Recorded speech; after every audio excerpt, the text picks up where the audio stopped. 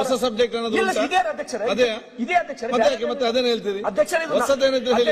ನಿಜವಾಗ ಕಣ್ಣರೆ ನೋಡ್ತೇವೆ ತಮಗೆ ಗೊತ್ತಾಗಬೇಕು, ಸಚಿವರಿಗೆ ಗೊತ್ತಾಗಬೇಕು ಅಧ್ಯಕ್ಷರೇ. ಅವ್ರು ಚೇಂಬರ್ ಇರ್ತಾವೆ ಹೇಳಿ. ಅಲ್ಲಲ್ಲ, ವಿಷಯ ಚರ್ಚೆ ನಡೆದ, ಇದು ಗಂಭೀರ ವಿಷಯ.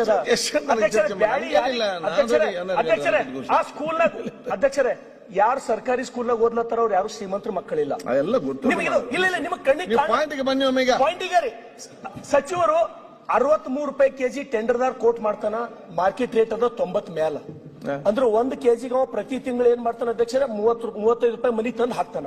ಕರೆಕ್ಟ್ ಅಲ್ಲ ಇದು ಸರ್? ತಾವು 100% correct. Hospital, fertility and mother care, general hospital with scan centre beside Kamala restaurant, bus stand road, Basava Kalyan. But ಇಲ್ಲಿ ಏನಾಗುತ್ತ ಅಧ್ಯಕ್ಷರೇ, ಒಂದು ಸ್ಕೂಲಿಗೆ 1 ಕ್ವಿಂಟಲ್ ಬ್ಯಾಳಿ ಬೇಕಾಗಿತ್ತಂದ್ರ ಆ ಟೆಂಡರ್ದಾರ ಗೊತ್ತದ, ಅಲ್ಲಿ ಬರೀ 50 ಕೆಜಿ ಬ್ಯಾಳಿ ಕೊಟ್ರ ಸಮಸ್ಯೆ ಬಗೆಹರಿತದ. ಓಕೆ, ಪ್ರಾಕ್ಟಿಕಲ್ ಮಾತಾಡ್ಲಿಕ್ಕೆ ನಾನು ಟೀಚರ್ ಅಂತ ಕೆಲಸ ಮಾಡಿ, ನಾನು ಕಲಬುರಗಿ ಸ್ಕೂಲ್ ನೋಡು ಗ್ರಾಜುಯೇಟ್ ಹೆಡ್ ಮಾಸ್ಟರ್ ಅಂತ ಕೆಲಸ ಮಾಡಿ ನಾನು. ಮತ್ ಒಂದೊಂದ್ ಸ್ಕೂಲಿನ ಪರಿಸ್ಥಿತಿ ಸಚಿವರೇ ನಿಮ್ಗೆ ಗೊತ್ತಿರ್ಲಿ. ಸ್ಟ್ರೆಂತ್ ಎಷ್ಟದ ನೋಡ್ರಿ ಒಂದ್ಸಲ. ಆ ಟೆಂಡರ್ದಾರ 1 ಕ್ವಿಂಟಲ್ ಕುಳಲ್ ಬದಲಿ ಬರೀ 30 ಕೆಜಿ ಕೊಟ್ಟರು ನಡ್ ಹೋಗ್ತದ.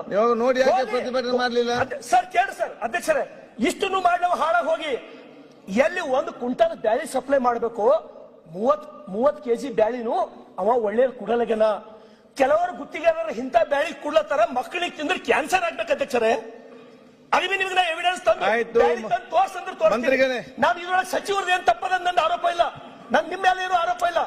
ದಯಮಾಡಿ ನೀವು ಒಳ್ಳೆ ಸಚಿವರಿದ್ದು ನಮ್ಮ ಮಕ್ಕಳಿಗೆ ಕ್ಯಾನ್ಸರ್ ಆಗಂತ ಬ್ಯಾಳಿ ತಿಲ್ಲತ್ತಾವ ಅಂದ್ರೆ ನೀವ್ ಯಾಕೆ ಒಳ್ಳೆಯವ್ರಿದ್ರೆ ನಾವು ತಗೊಂಡು ಏನ್ ಮಾಡೋಣ ನಿಮ್ಗ? ಆಯ್ತು, ನಮ್ಮ ಅಂತ ಬಡವ್ರ ಮಕ್ಕಳಿಗೆ ಕ್ಯಾನ್ಸರ್ ಆಗ ಬ್ಯಾಳಿ ಮಾಡಿ ಹಾಕ್ತೀರಿ. ಸರ್ಕಾರ ಕೊಟ್ಟೆ ನಿಮ್ಗೆ ಬಿಪಿ ಆಗಿ ಜಾಸ್ತಿ ಆಗ್ತದೆ. ನೀವು ಸ್ವಲ್ಪ ಸರಿ. ಇದು ಸಾಮಾನ್ಯ ವಿಷಯ ಅಲ್ಲ. ಮಕ್ಕಳು ಪ್ರತಿದಿನ ಸಚಿವರು ಸೀರಿಯಸ್ ತಗೋಬೇಕು. ನನಗೊಂದು ಬೇಜಾರ ಏನಾಯ್ತು, ಸಚಿವರು ಏನಂದ್ರೆ ಅಧ್ಯಕ್ಷರೇ, ಇದು 100% ಕರೆಕ್ಟ್ ಬ್ಯಾಳಿ ಎಲ್ಲ ಕಡೆ ಹೌದಾ? ಸಚಿವರೇ ದಯಮಾಡಿ ತಾವು ದೊಡ್ಡ ಮಂತಂದ ಬಂದವರು ಇದ್ದೀರಿ, ನಿಮ್ಗೆ ಇದು ಗೊತ್ತಿಲ್ಲ. ನಿಮ್ ಕಣ್ಣ ಮಣ್ಣು ಆ ಎಲ್ಲ ಗುತ್ತಿಗೆದಾರರು ನಿಮ್ ಕಣ್ಣಾಗ ಹಾಕಿದ್ರೆ ಮಣ್ಣು ಹಾಕ್ತಾರೆ ಸಚಿವರೇ. ಒಳ್ಳೆಯವರಿದ್ದಾರೆ, ನಿಮ್ ಬಗ್ಗೆ ನಮಗೆ ಗೌರವ ಅದ. ಸುನೀಲ್ ಕುಮಾರ್ ಆ ಬಡವ್ರ ಮಕ್ಕಳಿಗೆ ನ್ಯಾಯ ಕೊಡ್ತಕ್ಕಂಥ ಕೆಲಸ ಮಾತಾಡ್ತಾನೆ. ಆಯ್ತು.